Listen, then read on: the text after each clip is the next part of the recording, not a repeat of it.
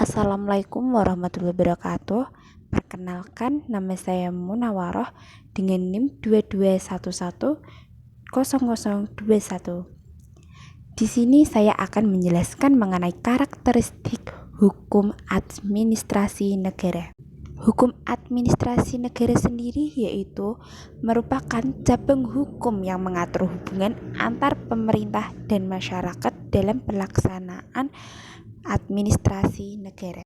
Selanjutnya, di sini juga ada ciri-ciri umum hukum administrasi negara yang termasuk hukum publik, sehingga bertujuan menjaga kepentingan umum dan berisi norma-norma yang mengikat aparatur negara dan juga dapat memberikan dasar legalitas dalam tindakan administrasi. Adapun karakteristik hukum administrasi negara yang pertama sebagai hukum publik, yaitu 1. Mengatur hubungan vertikal negara dengan individu, yang berarti bahwa pemerintah memiliki peran untuk mengatur dan melindungi hak-hak warga negara serta memastikan bahwa warga negara mematuhi hukum dan peraturan yang berlaku. Yang kedua, negara dalam posisi dominan atau hegemon, yang artinya bahwa negara memiliki kekuasaan dan otoritas yang lebih tinggi daripada individu atau warga negara, sehingga memiliki posisi dominan, yang berarti bahwa negara memiliki kekuasaan untuk membuat keputusan dan mengambil tindakan yang lebih berdampak pada warga negara. Yang ketiga, ada mengandung paksaan hukum demi kepentingan umum, yang berarti bahwa peraturan dan hukum itu dibuat untuk melindungi dan melayani kepentingan masyarakat secara luas, sehingga hanya kepentingan individu dan kelompok tertentu itu akan dilindungi oleh negara.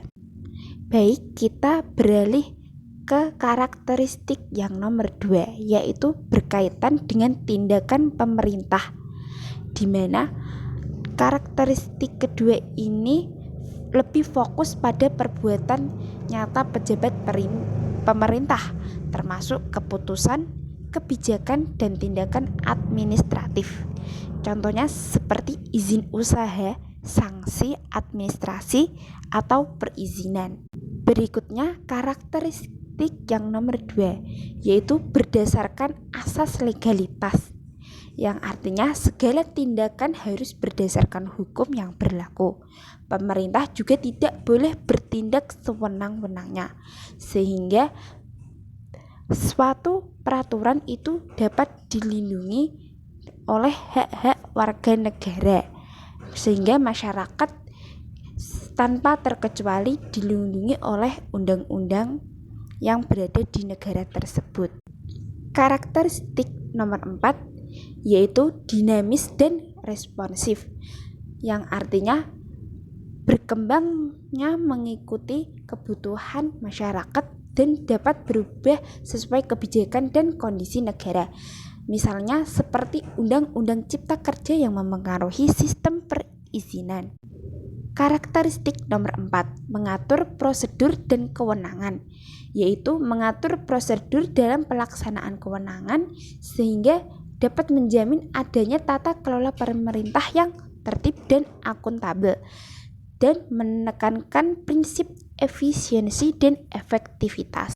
Karakteristik nomor 6, adanya sanksi administratif, yaitu tidak hanya sanksi pidana atau berdenda juga yang akan diterapkan di peraturan hukum administrasi negara, tetapi juga dalam menegakkan kedisiplinan administrasi. Contohnya seperti pencabutan perizinan, teguran tertulis, ataupun denda administrasi. Baik, dari kesimpulan presentasi saya tersebut bahwa hukum administrasi negara memiliki ciri khas tersendiri sebagai hukum publik, sehingga bertujuan untuk menjaga keseimbangan antara kekuasaan negara dan perlindungan hak warga negara, dan perlu pemahaman yang baik agar tidak terjadi penyalahgunaan kewenangan. Cukup sekian, terima kasih. Wabillahi taufiq wal hidayah. Wassalamualaikum warahmatullahi wabarakatuh. See you next time.